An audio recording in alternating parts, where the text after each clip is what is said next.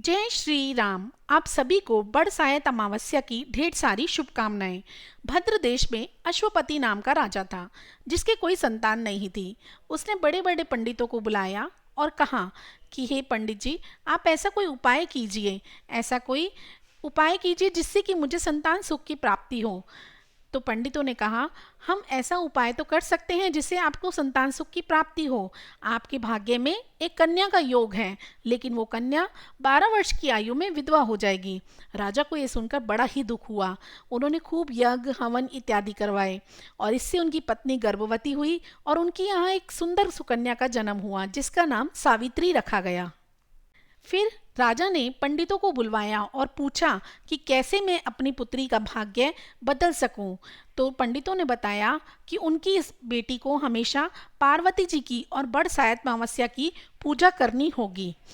उनकी बेटी बहुत ही संस्कारी थी। सावित्री हमेशा बड़सायत अमावस्या की पूजा करती थी और शिव पार्वती की पूजा भी बड़े मन और ध्यान से किया करती थी। जब सावित्री बड़ी हुई तो उसका विवाह सत्यवान के साथ कर दिया था।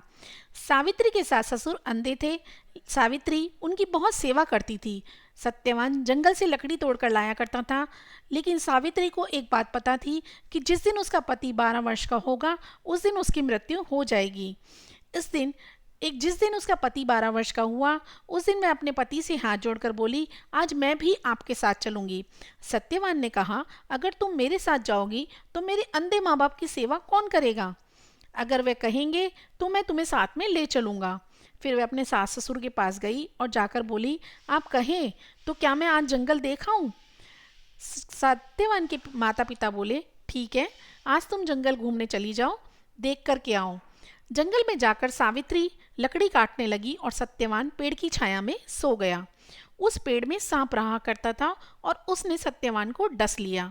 वह अपने पति को गोद में लेकर रोने लगी। महादेव और पार्वती जी उसी रास्ते से जा रहे थे।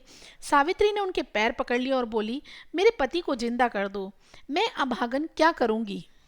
तब शिवजी बोले, आज बड़सायत अमावस्या है, तो बड़ की पूजा कर तो तेरा पति जिंदा हो जाएगा। फिर वह खूब प्रेम से बड़ की पूजा करने लगी। बड़ के पत्तों का गहना बनाकर उसने पहन लिया। इतने में धर्मराज जी के दूत आए और उसके पति को ले जाने लगे। सावित्री ने उनके पैर पकड़ लिए। धर्मराज जी बोले कि तू वरदान मांग। सावित्री ने कहा, मेरे माता पिता के कोई पुत्र नहीं है। धर्मराज जी बोले कि सत्य वचन हो जाएगा। फिर वह बोली, मुझे मेरे पति सत्यवान से 100 पुत्र हो जाएंगे। फिर धर्मराज जी बोले 100 पुत्र हो जाएंगे। उन्होंने ऐसा आशीर्वाद उसे दे दिया।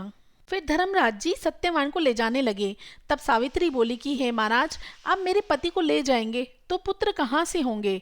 फिर धर्मराज ने कहा, हे सती, तेरा सुहाग तेरे भाग्य में नहीं था, परंतु बड़सायत अमावस्या करने से और पार्वती जी की पूजा करने से तेरा पति जीवित हो जाएगा।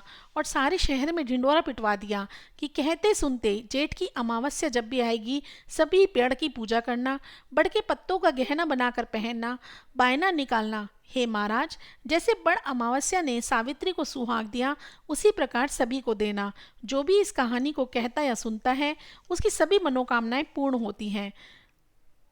बड़सायत अमावस्या को वट सावित्री व्रत और वर अमावस्या के रूप में भी जाना जाता है। जय श्री राम।